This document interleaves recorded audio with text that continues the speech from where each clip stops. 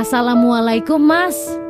Nasib pahit ini menimpa diriku. Setiap malam aku berdoa seandainya masih ada jodoh untuk diriku, aku akan berbakti dan menyerahkan hidupku untuk suamiku. Kisahku 5 tahun yang lalu saat aku masih kuliah, memang aku tergolong wanita cantik yang jadi rebutan pria saat itu. Ada 2 pria yang mendekatiku, sebut saja nama samarannya Aldo.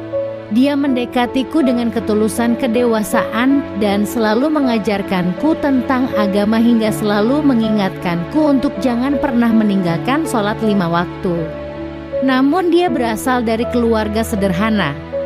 Untuk fisik pun ya seperti pria biasa pada umumnya, sedangkan Bambang yang mendekatiku dengan kemewahan, makan di restoran, shopping, nonton bioskop, liburan.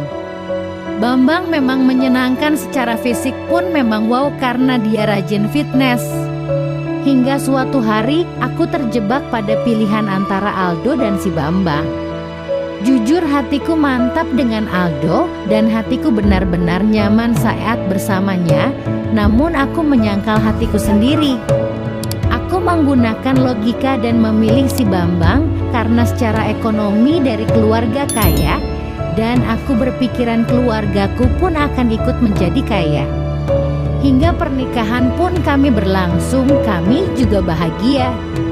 Namun kebahagiaan itu hanya berlangsung 2 tahunan saja ketika dia mulai putus asa tiap malam kami berhubungan. Namun aku tak kunjung hamil. Hingga akhirnya kita periksa pergi ke dokter dan ternyata aku yang dinyatakan mandul.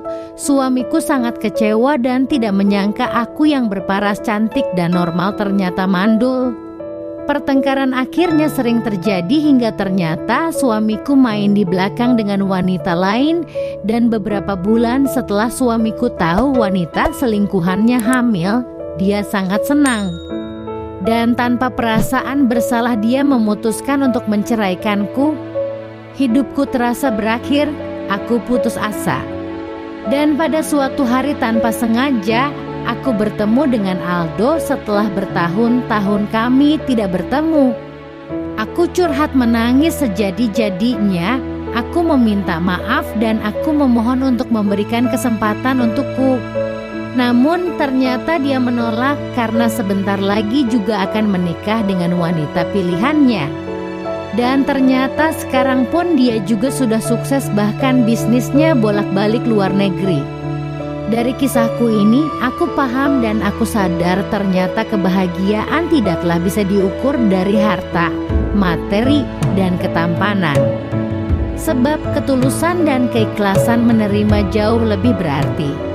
Aku hanya mengharap bila masih ada pria yang mau menerima keadaanku ini, aku sangat bersyukur dan aku akan berbakti kepada suamiku.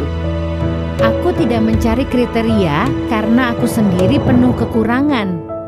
Aku divonis mandul dan aku tidak tahu apakah masih ada pria yang mau menerimaku. Terima kasih Mas sudah mendengarkan curhatanku ini. Sekian, wassalamualaikum warahmatullahi wabarakatuh.